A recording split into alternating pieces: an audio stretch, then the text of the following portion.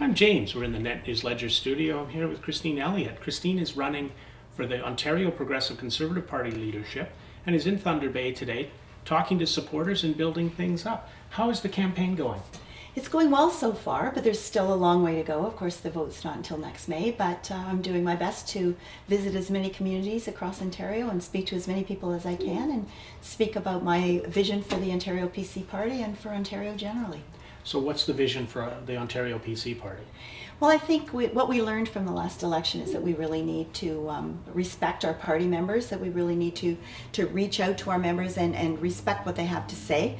I think we learned that as a party we take and take and take for people at election time. We expect people to come out and put up signs, knock on doors, donate money, and then when it comes time to devising policy, we don't really listen to people. So it's about listening, it's respecting our members, and making sure that every single member has a say in what's going to happen at the party in the future.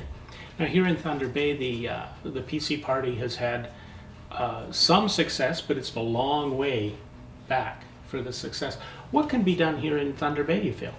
Well, I think we need to continue to reach out and speak to people about what we really believe in the Progressive Conservative Party, that it's important to be fiscally responsible, but it's also important to be socially responsible. So you can't have one without the other. And I think what we perhaps failed on in the last election was to talk about the socially compassionate part.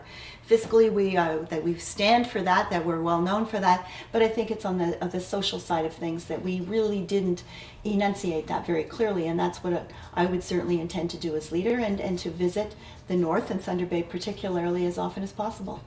Often for Southern Ontario, nobody knows, it seems. They think of North Bay, and then there's, oh, Thunder Bay, yeah, okay. Yes.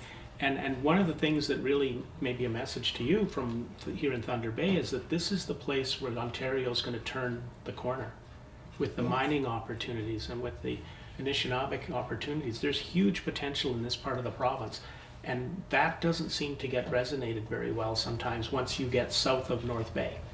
Well, I think you're right. It isn't a message that's always heard in Toronto, but I'm well aware of it, having done some work on the Ring of Fire and the potential economic benefits both for Northern Ontario and Southern Ontario.